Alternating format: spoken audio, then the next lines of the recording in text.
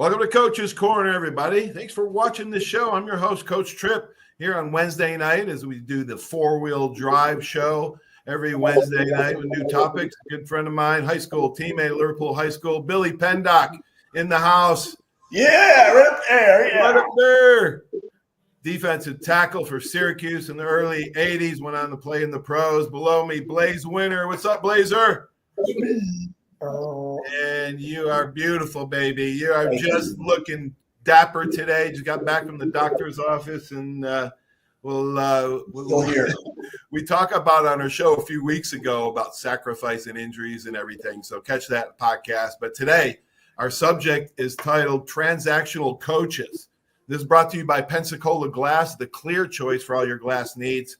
That's right. Four-wheel drive topic today is bad coaches. As this week, we're going to quote from Joe Ehrmann's book, Inside Out Coaching. It's a must read if you know anybody that coaches or plays sports. And today we're going to explore a few topics relating to transactional coaches. Okay. First, I'll explain what a transactional coach is, and then we'll hear from Joe and his 5 types of transactional coaches. They are the opposite of transformational coaches. Transactional coaches can be tyrants, demeaning, degrading to the players, a coach who hollers all the time and is intimidating and fearful. Okay, we've all had them at one time if we played sports for any length of time. A transactional coach is the kind who uses his players as tools to meet his own personal needs for validation, status, or identity. Okay, as opposed to transformational coaches who are other-centered, these transactional coaches are self-centered. A quid pro quo type of transaction. I give you something, I get something in return. Cold transaction. Now, I want to reiterate how powerful this book, Inside Out Coaching, is. People magazine actually called Joe Ehrmann the most important coach in America, unquote. Now, he played football and lacrosse at Syracuse University. He was a first-round choice of the Colts. He played 12 years in the NFL. But his football coach at Syracuse was a typical transactional coach. And his football and his lacrosse coach was just the opposite, a classic transformational coach.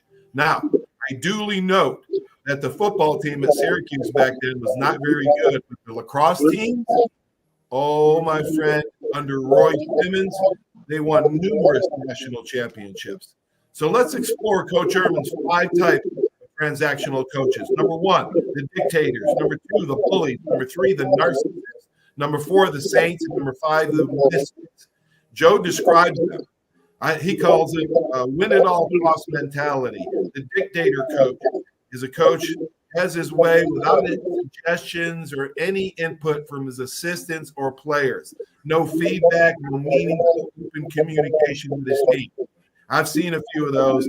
Combine that with the number 2 on the list, bully coach. Coach Bully roars at players and associates and keeps them at a distance.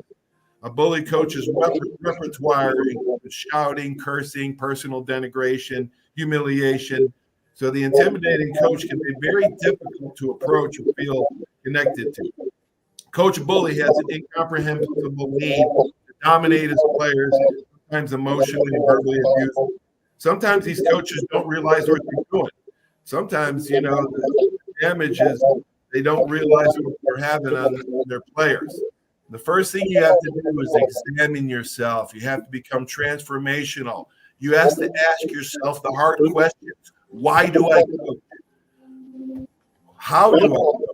What does it feel like to be coached by me? And how do you measure and define success? Hence the name of Joe Ehrmann's book, Inside Out Coaching. You must start with yourself, self-examination.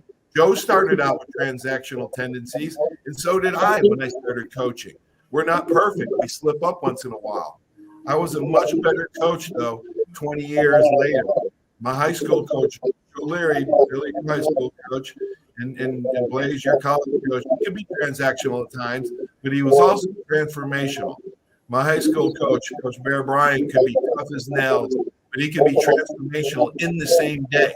I don't remember all the grueling workouts, but I do remember the transformational meetings I had with George O'Leary and Coach Bear Bryant. The conversations we had literally changed the course of my life. Coach Ehrmann explains something interesting in his book how bullying is manifested in coaches. Coach Irvinsay talks about himself as a young coach, and he quotes himself saying, when a player or parent triggered the part of me that had been bullied in the past, the bully in me would rise up and rage as a bully coach. As a part of my inside work, I am ever mindful of this impulse, and I'm happy to say it rarely happens now, unquote. We'll get into some of the other ones later on, but Blaze, your input on the first, I think you have to answer yourself as a coach. We'll get into your coaching, and we'll talk about Brett Key, the head coach at Georgia Tech, as you coach with him at UCF. We want to talk about them a little bit. The first thing I want to say is that this has a lot of layers. The idea of coaching and parenting someone, that's another way of saying you're an extension of a family. As a coach, you're an extension of a family. You're part of that parenting role. You're carrying on what mom and dad and grandpa, grandma might be planning in the man or young woman. So you have to take into consideration if a player's coming before you at his high school, this is different than if he's coming before you at college or the NFL. I mean, coaches fail when they don't understand that, hey, I'm more of a parent in a high school level than I am a pro level. At a pro level, I'm a manager. I manage players and know their abilities, and they know their strengths and weaknesses, and they know how to communicate. And we have them here because a whole series of people believe in that person, and my job is to coach him. I mean, college coaches are somewhat in between, so there's many layers of this. The words are phenomenal that you just went through and the definitions, but the way I always see it is that the coach has to understand, number one, if he's a head man, what is his behavior going to be like for his staff? To his staff, to get the most out of the player, the staff has to be in line with the head man. It's not just, well, we're going to coach the player and we're going to leave the assistant coaches out of the equation. Or I'm an assistant coach and we're going to leave the other coaches out of the equation. I hate to put so much into it, Billy, you know what I'm talking about. There are layers to this, and it's extremely complex. And the complexity, the last thing I'll say is coach to coach, coach to player, different level, high school, youth high school, college, pro, old pro, new pro. I mean, my Lord, man, and you really have to be to what's coming at you. What is the background of that kid? I don't believe in, well, I'm going to coach Billy one way and Blaze another. You don't have time for that if you're a pro guy or a college guy. But if you're a high school coach, you better understand what he might be learning at home. Right. If his home world is, I'm still trying to decide if I'm going to be a man or a woman, that's a whole nother animal that you're coaching compared to someone who says, I'm a man, and you have to bring him down to earth and say, no, you're not a man, you're a boy. You haven't learned it all yet. Right. So you really have to understand those things. That is why we always admire great high school coaches, is because they really have the hardest job. Right. At college, you cherry pick some of these dudes. And they've grown a little bit more. And at pro, that's the easiest job in America. That's the easiest job because, hey, man, these are players cherry picked to fit a system that you run. You just have to make sure they line up in the right spot and they feel good about themselves. Billy? So funny, but true. Well, I'll tell you, to Blaze's point, and I was going to comment the same way. You got a lot of different avenues you can take, and like he said, you look down at Pop Warner, you look at the high school coaching. The parents are trusting you with their kids. You know, the way you're gonna nurture and take care of these kids and bring them along. You know, and you really need all aspects of some of the points that he was making. You know, here and you want to be you want to be tough on the kids at some time. You want to teach them kind of a discipline. And I've always said that there's no game like football to help these kids form a life and form a way they're going to go forward when they become adults. And absolutely, when you get into high school coaching, maybe even the first couple of years of college coaching, is maybe the most important part of a coach's job. You know, so I've always looked back, and I've had hundreds and hundreds of kids come through my program. I've coached kids with football, and I always think back to the parents just, you know, they're dropping their kids off to you for 4 or 5 hours in a day. You have to make an impression on those kids and try to help them, not as far as much as winning and losing, but to help teach them something that they're going to take with them. Because let's face it, 1 or 2%, maybe 3% are going to go on to play in a college program. Maybe half of that or a quarter of that is going to go on to play at a pro level. I mean, it's not the end of the world. So, and I have kids, you know, now they're not kids anymore. They're coming back to me in their 30s and 40s now that I've had when they were 12, 13 years old. And the first thing they'll say to me is, you know, the things you taught me, I took in my personal life now, and I've never forgotten those things, you know. And I think a high school coach can make the most important impression on a young adult coming up through. So, well, it's good or bad. Let's talk about bad coaches, or let's talk about transformational coaches. Let's tell a story. I can tell some stories.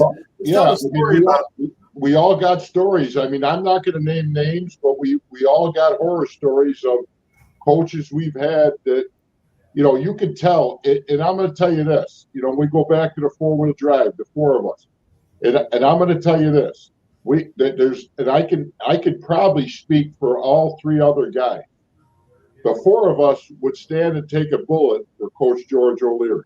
Yes. I mean, and that's not because of fear. It's not because of it was a respect thing and a way he was taught.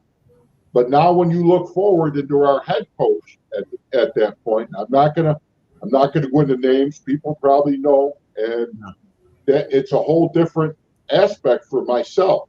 I wouldn't, you know, the way I was treated and the way I was looked down upon by my head coaches back in some of the places I played, I wouldn't I wouldn't give you 2 cents for some of them guys, you know.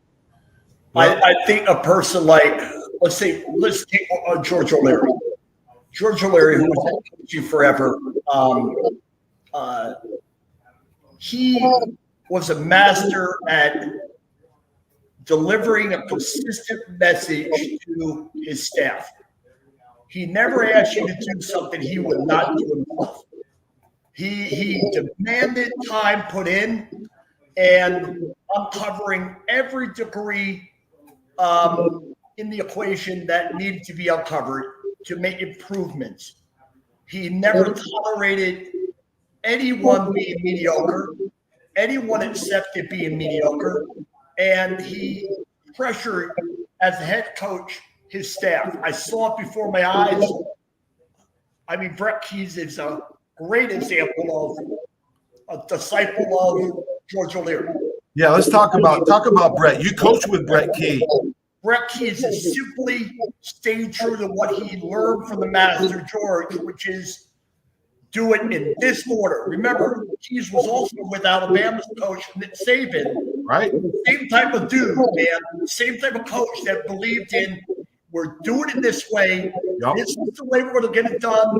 And he had the ability, both of them had the ability to go out there and what? Recruit the people they wanted for the most part. Right. And sometimes that's a huge part of it, is to have personnel people or coaches in the staff room that go out on the road and know what George O'Leary wants. And George O'Leary would be the first to say, well, why are you bringing me him? Well, coach, he's this, and this. He's all world. Yeah, but he's 405 pounds and can barely touch his toes. Well, what do you want me to do with this?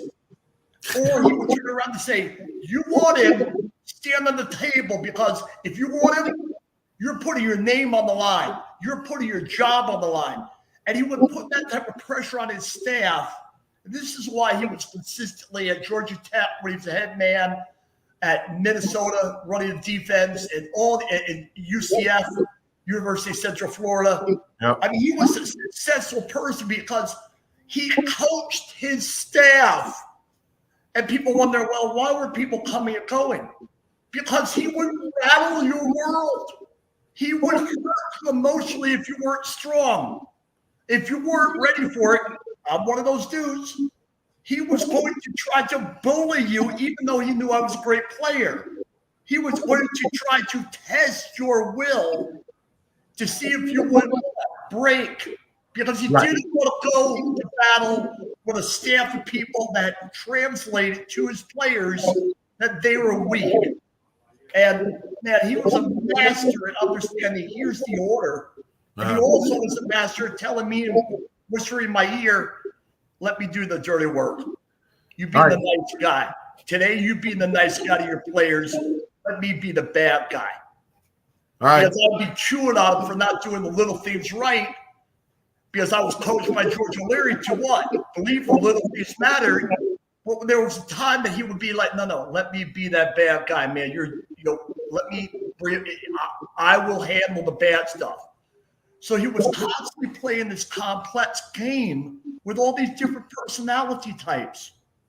And it was just so amazing to watch. And then his staff would step on the field and simply implement what the man wanted. And he would fine-tune his staff, like most great head coaches do, to get what he wanted from his players. And it was just a masterful job from one person. I saw the same from Jim Tressel. I saw the same from Mark D'Antonio. I saw the same from some amazing coaches that I was either around or actually worked for.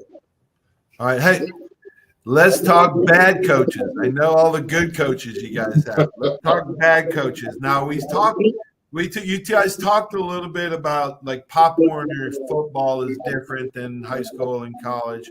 And that's where some of these bad coaches are entering the field in youth coaches. Okay, let's talk about those. Billy, you talked about taking a bullet. You guys would take a bullet for your position coach, O'Leary, but not so much your head coach. It was just the opposite for me. I would have taken a bullet for my head coach, but not my position coach. All right.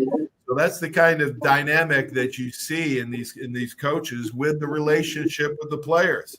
Okay.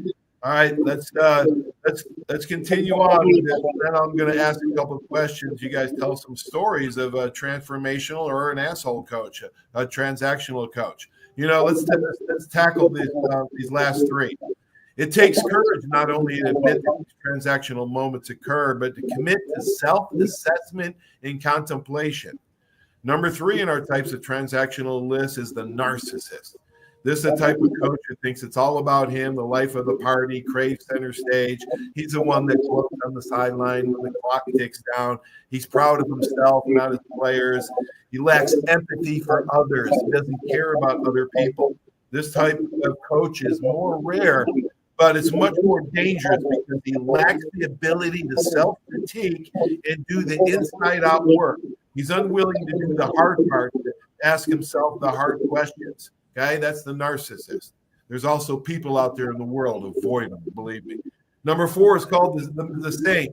This one had something to do with the Messiah complex. Coach saying to someone who is so devoted to his cause that he completely forsakes and sacrifices something that should be important to him, like his family. This happens a lot in professional sports. Former Dallas Cowboy head coach Jimmy Johnson comes to mind because he admitted that working 16 hours a day, 7 days a week, left no time for wife and kids. You know, sometimes the best teaching is let them to solve the problems on their own. All right, let's talk about the last type of transactional coach called Coach Misfit. He usually shows up in these youth leagues, top corner leagues. These are leagues that are dependent on volunteers. There's very little training. Their lack of knowledge of players' developmental needs stunt a young player's enjoyment, and that's when kids start quitting sports when they're in middle school. The coach misfit needs his players' acceptance and obedience. He wants to feel important since he gets the title of coach, and he's a coach all image and no substance. I've seen this in college as well. He can be well-intentioned and charming, or it can be completely awkward and clueless. Okay, either way, his goals and behavior are destructive to young athletes. So let's sum it up. Transactional coaches may lead to negotiation and manipulation of threats to achieve their desired effectiveness. When players don't play well, automatic punishment. Now let's talk about, in contrast, transformational coaches. And this is powerful. This is the last paragraph I'll read. They realize the power of coaching platform is to inspire, motivate, produce positive change in the players. He or she is acutely mindful of the moral, social, emotional, psychological needs of young people. So transformational coaches offer individual support, encouragement to each player. They have a clear vision for the desired impact in the players' lives, and they encourage the people to simply play. I'll never forget when a player said to me in a letter he wrote to me after he graduated. He said, quote, "It was always comforting to hear amongst the anxiety of pre-game that Coach Tripp always had one message for us. Just have fun." That was the number one thing he wanted us to know. So keep that in mind, coaches. Now it's time for Bible Verse of the Week brought to you by the Seiler Agency. This comes from 2 Corinthians chapter 13, verse 5. Quote, "Examine yourself to see whether you are in faith. Test yourselves." One more thing. I read an article on Dougie Baldwin, a wide receiver from Gulf Breeze High School here in the Pensacola area. He was a great player at Stanford, a great player at Seattle Seahawks. And I read about 4 or 5 years ago in Sports Illustrated, this is what he did to emerge as an elite player. He said was to undergo personal growth and reflection of his mistakes. He said, self-awareness was my engine, unquote. Wow. That's deep, okay? That's what courage. People with courage, we go back to that. It takes courage to admit you're wrong and to try to be better at something. The big ego, the big ego in the room, right? He thinks he's the greatest guy in the world. He'll never get better because he thinks he's so good now. If I work on anything, I'm good enough. Guys, give an example of a transactional coach or a transformational coach, because I'm going to give one after you guys are done. Let me, you talk about ego, and I'm going to talk to about examples here in New York State, and I've been around a ton of kids, and I've had probably close to 500 kids go through my program. And I'm going to tell you, I graduated from Liverpool High School here in New York State, and I've been to Liverpool to speak on several times. I've maybe had 2 to 3 kids out of the 500 or 600 kids through my program that come from Liverpool. Now, the word on the street is these coaches, because ego-wise, the coach at Liverpool at the time was afraid to send kids here thinking, I'm not coaching at another school. I'm not going to steal their kids. Right. I'm not going to boil them in water. What are they afraid of sending their kids over here? Right. And you talk about the third biggest high school in New York State, which is Liverpool, and they can't even make it to playoffs here. Now, when you look at the whole system of New York State football, and this is a big thing that really bugs me. And the kids are still coming through the programs. You still have the horses around here at these schools, But what's the common denominator stopping all these kids from going on to play Division I schools? You don't hear from them after they get out of high school. It's the damn coaching. I mean, the coaching level here in the whole is subpar, if not horrible. I mean, and I'm not afraid to say that. I'm not going to name names, you know. Right. And you look at in the past 15, 20 years, what big name coaches have come out of New York State that went on to coach anywhere? I can't remember. I don't know of any, you know. Right. You know, and you know, not to put my finger on exactly one problem with one coach or other coaches, but as in a whole, we're not as a coaching staff, junior high, high school, coaching wise, we're not producing these kids to go on to have a chance to play at a D1 school or even a D2 or 3, you know. So that's my one of my biggest concerns, and I've said it for the past 15 years. And I speak at Pop Warner banquets. I go speak at fields. I go talk to kids all over and coaches, and they just want to continue. Do it with their way. Yeah, their ego is so big they don't offer get any help. They don't look for any help. Everything is you talk about ego. That's everybody's worried about I. It's an I thing, you know, and you're supposed to be in this to help these kids. And my philosophy when I coached was I thought of that kid to give him a chance to play at a college. That was my philosophy for coaching a kid. You know, nowadays, these coaches only care about themselves and who they can keep in their program and not help these kids go on to play anywhere else. Right. Well, but my thought is this: I believe there's a lot of young youthful coaches that have really compromised what they know to be right because they're worried about the reaction from the parent. If a parent is not happy, the administration learns about it real fast. One complaint, and now that coach is against the wall with, "Hey, we can't have that." Well, all I did was tell him to get his ass off the ground. If he wants to win, yes. Well, we can't really talk about winning the same way we used to. See, we're under an awful lot of attack right now with why football is such a life sport. It's a life sport because, hey, man, get your ass off the ground. Right. And if you stay in the ground, you're going to lose out and you're going to lose the next time. Real simple logic. Right. Even our military. I have the Ross family that I'm real close to. Even the military has compromised how they deliver a life-saving message. Right. If someone's in a state of mind that they're a little bit fragile. Now, what happens? Hey, it used to be, see Billy out in front, everybody catch Billy. And if Blaze was at the end of the line, everybody now, today, wait up for Blaze. That's a completely different approach that coaches know better.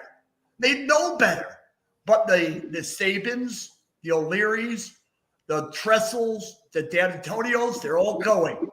And now we have a school of coaches that have come in that really are what? They're sensitive to the state of mind of the athlete.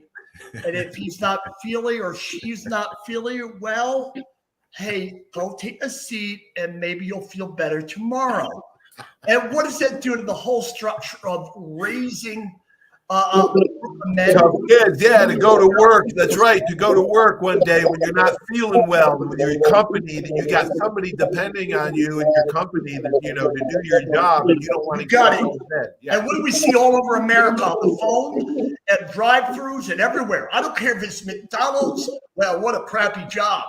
Hey, we were taught from football, I don't care if you're a backup or a starter. You're one play away from starting and helping this team win. Well, where's that come up? Well, McDonald's, I hate this job. Well, why are you doing it? well, I have to make money, I guess, until I get on, some sort of benefit. Now, and people can say what they want about exaggeration. There is none.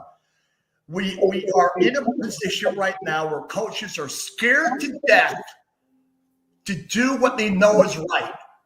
Because if they do what is right and they get the weakest link to become accountable, they're going to get probably in trouble.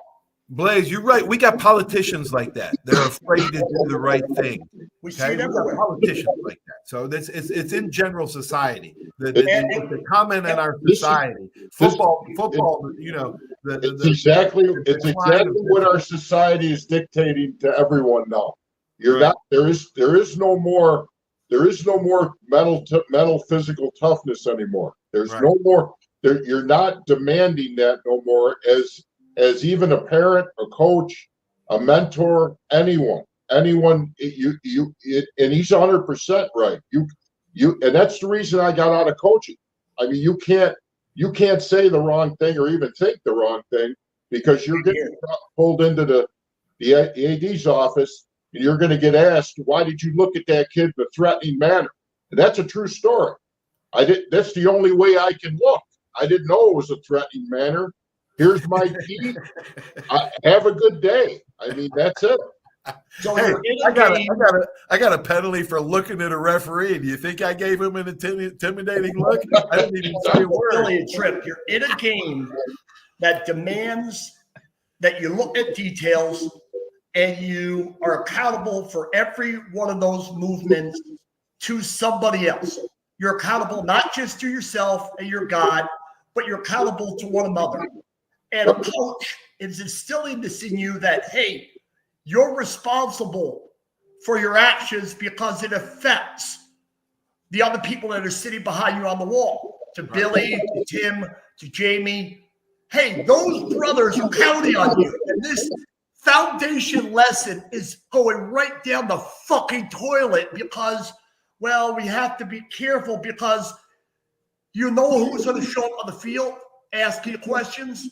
ABC, NBC, CBS, and all the other ones. And they're going to put the mic there saying, why did you hurt the child?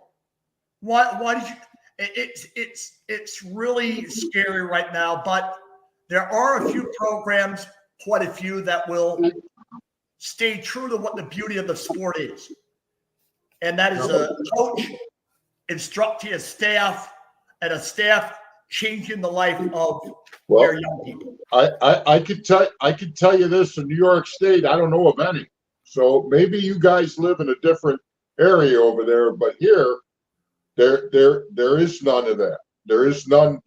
And my thoughts for football, as I grew up and as I look back at the game now, it was life lessons that you learned from football. That's what I took away from football. It wasn't about how many national championships or how many rings I had or how I made All-American or I made this and that. It was about teaching these kids to be young men and accountable for their life. And that's the way I look at a coach, if he's good or bad. And that's the whole process of a.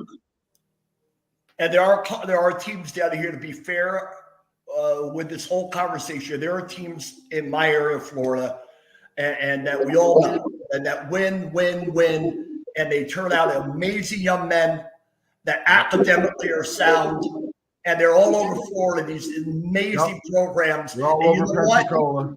The administration makes sure that the coaches are protected, and they're protected from this culture that is attacking every coach in America, all over New York, all over LA, all over everywhere. And this is not Democrat, Republican. This is simply, there are a group of people that say, these lessons we believe in, stay away. And then the coach feels much more comfortable with sharing the things that he knows is right and he knows is wrong. And every once in a while, there's a fine adjustment of, hey, man, you can't be that way to a kid. You can't do that to him, coach. There's always a few reminders of coaches that want to get over the top. But in general, hey, to wrap it up, the thought of there are programs that are elite for a great reason. They have great administration, great parent support, great coaches, and what I mean by a great coach is unselfish, there for all the right reasons, governed by the power of the Lord above, and all those guiding principles or rules that were set forth in the Bible. Right. And those are creating much more accountable young men to live life on a high standard. Right. And there are guys out there. So let's not begrudge any of them, because they are doing wonderful things. So there are bad coaches out there that we need parents and other people to be aware of. Be aware of those five: the dictator, the bully, the narcissist, saint, and the misfit. Be aware of those coaches, and you want a transformational coach that can really turn your life around just by one conversation. George would never slap you pat you on the back, but he did give us helmet stickers that he was fair with, that we loved on Mondays, right, Billy? And then before our championship game, last game we ever played for him against Henniger, he stood everybody up and every starter up and said why we were good enough to beat Henniger. I mean, that was a transformational moment. That's what I'm talking about. Coach Bryant, I mean, he didn't even get my name right for the first 2.5 years, okay?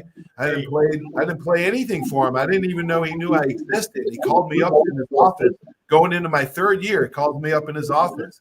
And I thought I was in trouble because my roommate the year before was doing things that you could get in big, serious trouble for. So I thought they would, blame the Yankee walk-on. But Coach Bryant transformed my life with 3 sentences when I walked into his room, and that's the because of him thinking about me, knowing about me, caring about me, wondering where I was going to live because I was they kicked me out of the Bryant Hall, out of the dorm. And so, he said he blows me away with 3 sentences, and it transformed my life forever. And I never had another one-on-one with him, and neither did I need to have another one. One thing I want to say is that I want to honor just for a moment the coaches that are still in Billy's life, still in my life, and still in your life. Again, another great point to be made is they never leave your side. Right. Great coaches. I can call O'Leary right now. What do you need? That's what he would say. What do you need? Yeah. I'm there for you. I can call Jim Tressel right now, and he would say, what do you need? Mark D'Antonio, right this minute. I call him. Mark Levy, I call him right now. Bobby Ross, right now, his son, because Bobby's doing you of age. And this is what I mean about people that live it and breathe it for all the right reasons. They're about raising people and having them part of an extended family. They care about their well-being, right, and doing things the right way, not just when they're a player for them, but many years later. And I'm so blessed to have so many wonderful people. I started writing a list, and I'm like, holy cow. Yeah, I can't tell you how blessed Billy and I are, and I know you are too, Trip, to have influence of people beyond the 4-wheel drive and O'Leary. Yeah, absolutely. Absolutely. Gosh, man, there's so much to talk about.